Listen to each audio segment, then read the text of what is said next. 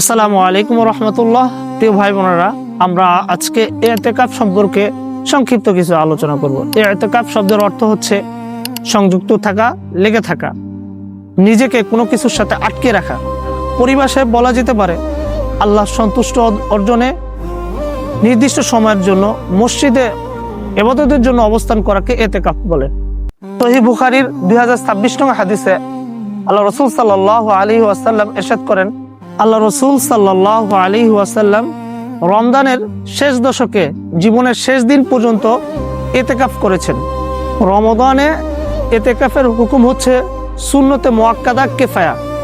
যদি একজন বা কয়েকজন মিলে ইতিকাফ করে তাহলে সকলের হক আদায় হয়ে যাবে।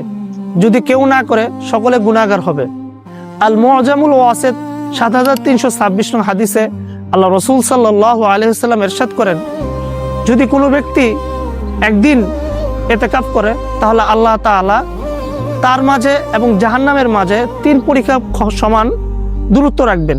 অর্থাৎ কোনো ব্যক্তি যদি একদিন ইতিকাফ করে আল্লাহ তাআলা তার থেকে জাহান্নাম অনেক দূরবর্তী করবেন। ইতিকাফের উদ্দেশ্য হচ্ছে আল্লাহর নৈকট্য অর্জন, দুনিয়ার কাছ থেকে নিজেকে বিরত রাখা, বেশি বেশি করে কোরআন তেলাওয়াত, জিকির আজকার করা, নফল নামাজ আদায় করা ও লাইলাতুল কদর অনুসন্ধান করা। আল্লাহ তাআলা আমাদের প্রত্যেককে ইতিকাফ করার তৌফিক দান করুক। আমিন।